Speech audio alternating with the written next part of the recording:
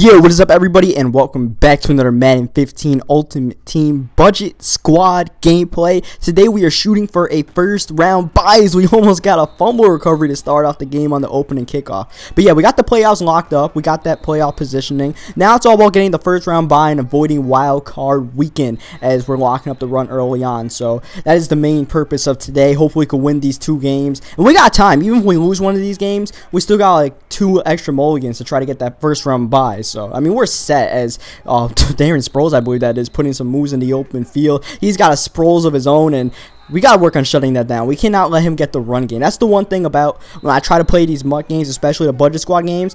I don't want to let my opponent run the ball. You want to make them one-dimensional, and then you can start baiting up passes and stuff like that, though. You just can't let the run go. So this game was not exactly the game I was looking for, because usually, like I always mention, I want to try to shoot out to early leads, but this game was a little bit of a struggle. And by the way, we got Reggie White in the lineup on the defensive end. Derek Brooks' 92 overall wore out, and the new 92 card of the week is Reggie White. So now we have him at left end. Cedric Thornton's going to take the bench for this week, and hopefully Reggie White can lead us on a nice little playoff push. And of course, last time we lost our Super Bowl, so we're definitely trying to win the Super Bowl this time. As you see Jonathan Stewart getting stuffed a little bit there. I'm definitely trying to make Stewart the focal point of this team right now, because Flacco can't really be the focal point, because he's a little bit iffy during some of these games. So we want to make the run game the focal point, just like how I don't want my opponent to run. Complete opposite. I want to be able to run the ball and be two-dimensional as much as I can. As Flacco, he's not too fast. He's a little bit fast that he can step out there, but once he gets out past the pocket, that is about it. You got to get down with Flacco, as we're bringing up a nice big 3rd down and 3. Darren Sproles finding the easy gap up the middle there, calling a little 0-1 trap, and now we're at the goal line. At the goal line, you definitely want to convert for 7 points. Not getting 3 is a big letdown, and thankfully we're able to get the 7 right here. Jarvis Landry on that little stick route there, and that's one thing I've been trying to implement in the offense a little bit more.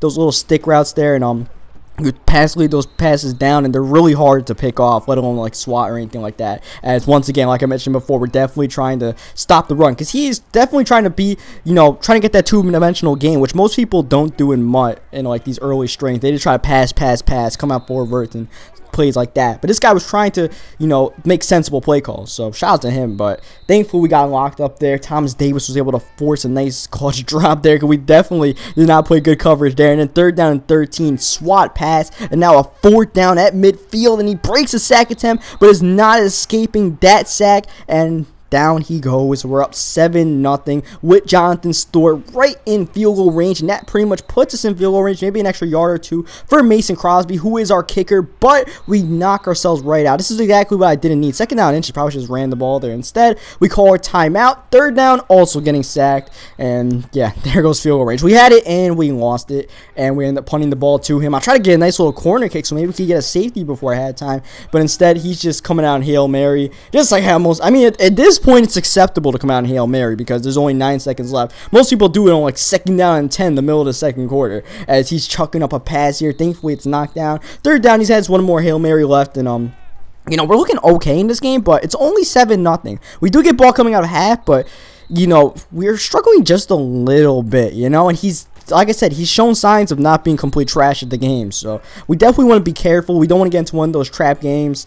Even though I said we have a few mulligans, I'm not trying to use those up. I'm trying to finish this out as fast as I can. As once again, I'm telling you, those stick routes, pass lead them, or curl routes, whatever you want to call them, pass lead them down, they are very hard to stop. So that's, people want tip, that's a tip right there. Do that. As Jonathan Stewart, we definitely want to get him back involved in this game. We kind of went away from him a little bit, so we're looking for him. We're looking at a nice little, whatever I could find down low, but then we look up high, and there's Reggie Wayne wide open, and Wayne hitting the back juke. Wayne may be old, but he still has a few tricks up his sleeve, and he gets a touchdown there. This game, there was no explosive plays throughout until that one, when we just had time in the pocket, and that's why, we're not upgrading the offensive line yet, because they are not costing us. They are helping us, if anything. They're giving us time and stuff like that. There's a few games where people have good pass rushes where, I don't have too much time, as this dude did not have any time at all, and throws a pick to Jason McCourty that is going to be the last play of the game, because he's about to rage. He's out of here, and we escape what could have potentially been a trap game. But yeah, the offensive line definitely holds up for the most part for us, except for those few games.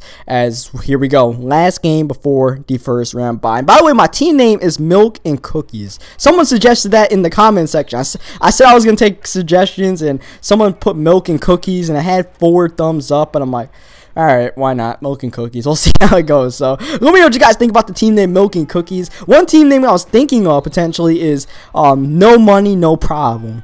Or No Money, No Prob, because I don't think problem would fit. Just because, you know, this is the budget squad. That would be the defining theme, you know. So, maybe you guys like that team name. Maybe you guys like Milk and Cookies. So, you guys just let me know what it is in the comment section. Is Jonathan Stewart hitting a nice spin move there? It wasn't necessary, yet completely necessary to get that touchdown and put us up 7-0 early on here. Trying to put this game away as he's got to play Cordell Patterson returning the ball. Early on, slants in the streak though, and thankfully we got bailed out because he dropped the open pass there. But yeah, usually when you see your opponent coming out in slants on like the first play and then consecutive plays like that, you already know what the play is. It's going to be some slants, it's going to be some stick, it's going to be some four verts, it's going to be one of those kind of opponents, and not too much running the ball, which is a good thing. I don't really care if people run I don't want people to run the ball. I want them to come out passing, because if you come out passing, eventually you're going to get picked off. Unless you're just a perfect passer in Madden, eventually, you know, you will make a mind mistake, or someone on the defense will jump a route that they normally don't, some fluky thing like that,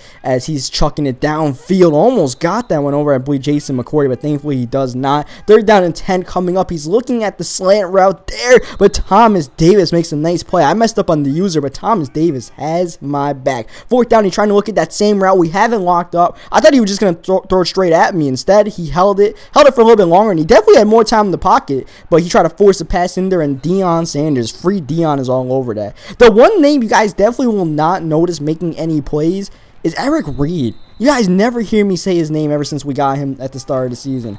And I'm kind of regretting that, because not only did we buy him, he's a rising star, so we can't sell him back. So, I mean, I kind of want to sell him, but we can't. So, we're kind of stuck with Eric Reed. I'm just hoping he'll make plays eventually. I mean, he makes a few plays in the run game and stuff like that, but that's about it. Not too much you see from him, as I try to run screen pass in 2nd down 12, but we actually lose 2 more yards, and now it's a 3rd down and 14, which is about to be a 3rd down and 9, because this dude just runs straight into the offensive line for some reason. He's got his own free Reggie White, and he's goofing with him as we throw the stick right to Reggie Wayne, trying to turn it upfield for the 1st down. 4th down and 2, we go for it, call, hurry up, throw it in the backfield of Sproles, and oh, we got lucky there, as we're going to run it in on the next play with Jonathan Stewart, because that was not a good play. I misread the coverage. I didn't think it was man, and it was, and he just screwed up the users, as we did not screw up the users there with Palomalu getting the pick, and we did not screw up the back juke there, and we're getting the pick 6.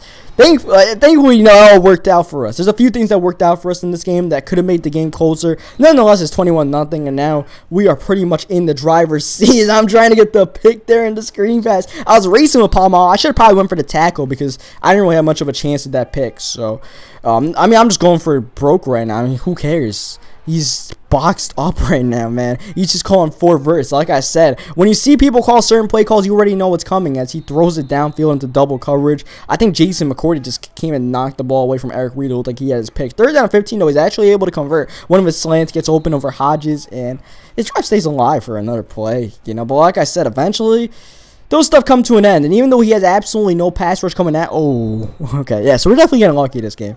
I mean, I'm not saying he would win the game if he didn't have these breaks, but this game could definitely be different if his dude wasn't dropping that wide open of a pass. As once again, absolutely no pass rush. Free Reggie, whatever his name is, our free player. He's not doing crap right now. Reggie White. I can't believe I forgot that. As 4th down and 14, this is pretty much going to be the game, and yeah, he might as well just rage quit after that. I mean, we hit the strip button on him, but he's actually making the open passes and just not getting rewarded for it. So that's going to do it. We get the 1st round bye. I mean, it's whatever. I get BS'd out of this game so much. The Madden BS evens out today, so I mean, whatever. So leave a like on the video if you enjoyed it. Subscribe for more Madden 15 Ultimate Team games, and I'll catch you guys next time for the divisional round, the playoffs. We're hoping we can get the Super Bowl in this time.